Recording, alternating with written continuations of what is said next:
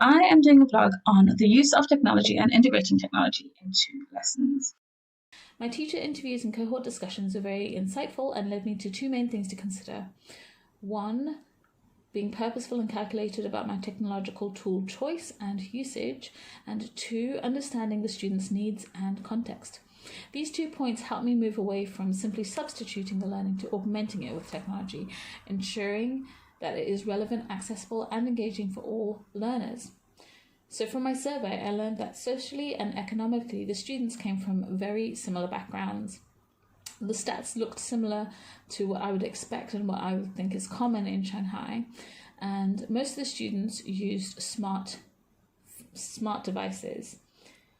Unexpectedly, they were quite mixed culturally, and this means that there are differences in understanding non-verbal messages such as eye contact, physical touch, and body gestures. So to create a positive environment for communication, I would need to make sure that my non-verbal cues and verbal cues are closely matched, and that I consider the Eastern and Western cultural influences in my management of the classroom. One helpful tool that I learned more about through my interviews is ClassDojo, and I already used it for positive reinforcement of behaviors, but it is really engaging and motivating for teaching my level of grade 1 with cute monster avatars that they love and easy data tracking for attendance, behavior, participation, recording students' work, and communicating with the parents. But there's also a feature that I learned about to support activities like Think, Pair, Share by randomizing the pairs and getting the students to work collaboratively without them feeling that the teachers assigned them to a particular pair for any strange reason. And Think, Pair, Share specifically as an activity allows them to practice speaking, one of the weaknesses identified, in a less intimidating way, and provides an opportunity for the teacher to walk around and give more individual support. ClassDojo also has a feature that enables selecting different kinds of music for different kinds of activities. And since many students indicated an interest in music, I could use choosing the music as a reward for positive behavior. Linguistically, most children feel comfortable with reading in English and enjoy reading as an interest. So I would want to keep using this as a strength to build on other language needs. To this end, the use by all the teachers I interviewed of Scholastic Literacy Pro for reading seems like an extremely effective tool. Students do individual study and reading on books that are of interest to them and that are at a reading level appropriate to their needs. This tool also has the option to listen to the audiobook while highlighting the words, thus making it really a great accessible tool for those who need support sounding out words or who might be visually impaired. It shows a child how many words they've learned, offers quizzes to check their understanding, and makes suggestions for new books based on their interests in previous books. It has tracking and rewards to encourage regular reading. And so for my age group, for learners with special needs, for English language learners, this tool ticks so many boxes. However, going back to the survey, none of them feel really great about talking and listening in English. So the teaching strategy of translingualism or bilingualism might be a good way to scaffold and support the learning within my classroom.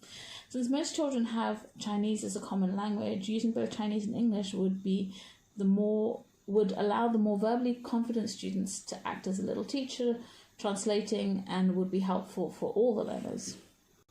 My survey also showed me that most students want extra time. It made me focus on one activity that one of the teachers mentioned in their interview, the student choice board.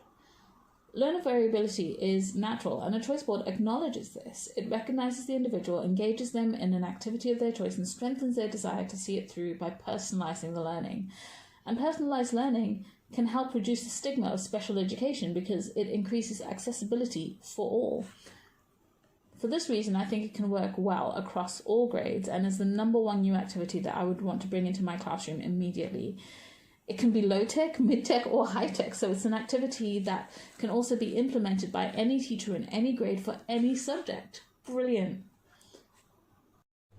For one of the teacher interviews, I also learned about a tool that she loved in theory, but didn't work for pre-K to 2.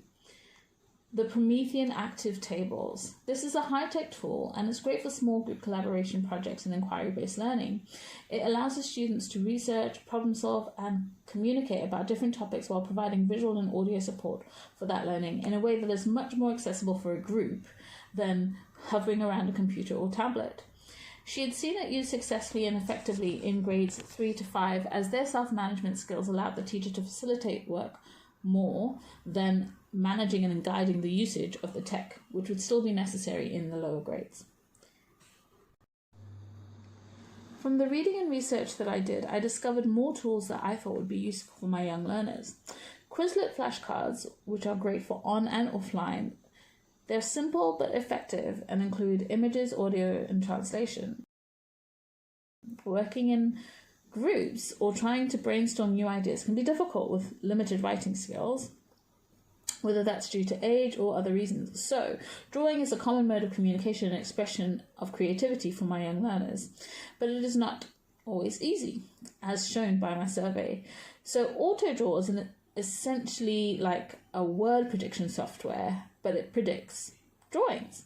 And this would help those who have trouble expressing themselves through drawing or have challenges with their fine motor skills.